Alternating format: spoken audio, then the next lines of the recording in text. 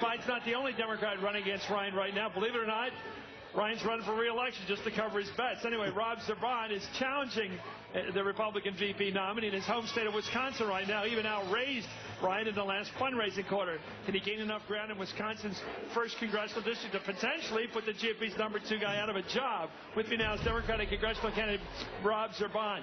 Rob, do you think it's right for a guy to run for 2 offices at the same time, vice president and Congress?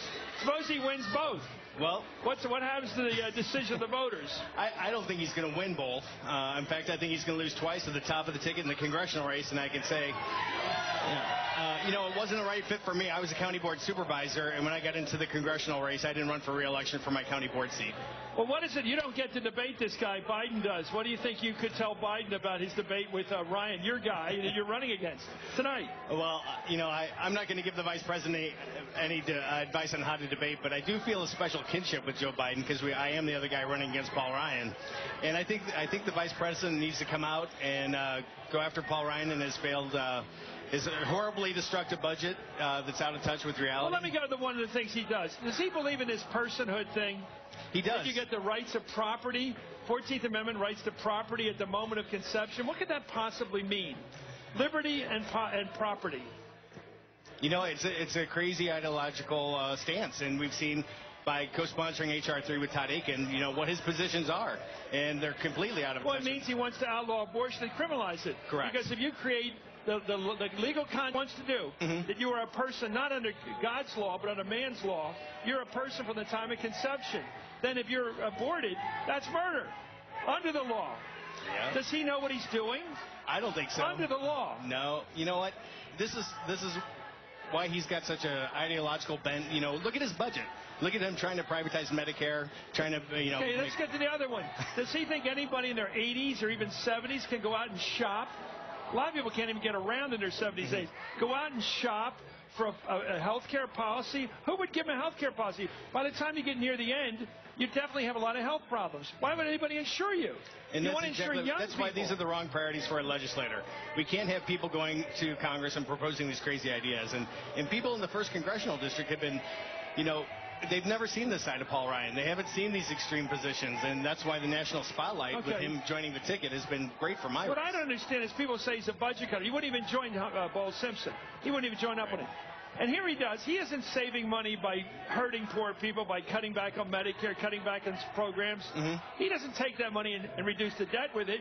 He uses that saving to get rid of the capital gains tax, get rid of the estate tax, lower the individual tax. This is all for the rich people. Right. So is he more of an Ayn Rand elitist than he is a budget cutter? No, I think he's just fiscally irresponsible. Why does he want to give tax breaks to the rich? I know. Well, he supported 2 unfunded Bush tax cuts. He supported 2 unfunded wars. Well, why does he want to do that? Well, because he's got the wrong ideas.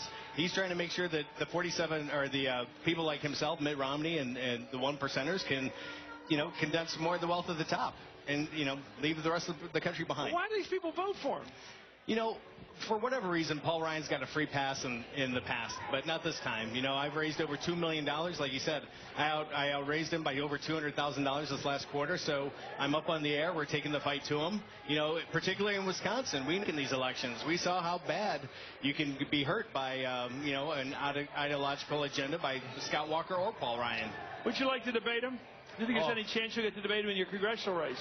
I would love to debate him. He needs to come back and discuss these topics with the people of the people who gave him the opportunity to go and serve. Serving the 1st Congressional District shouldn't be a consolation prize for him not winning the vice presidency. I mean, to serve the 1st constituents, it would be the greatest honor of my life. Who do you think his loyalty is towards, his own convictions or to Romney right now? I'm sorry?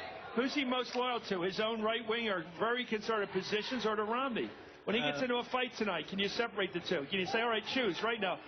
It's called middling the guy. Okay, choose. Are you an ideologue or are you trying to be a team member of a Romney team?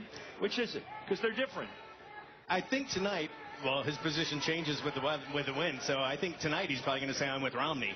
But, he wants to be president someday as a right-wing candidate. Can he do that and still bow to Romney's theories, Romney's pragmatism? I think so. I think when they lose this race, the race is going to be lost at the top of the ticket with Mitt Romney taking the loss. Thanks for joining us. Thank you, Rob Zerban is running against Paul Ryan for the House.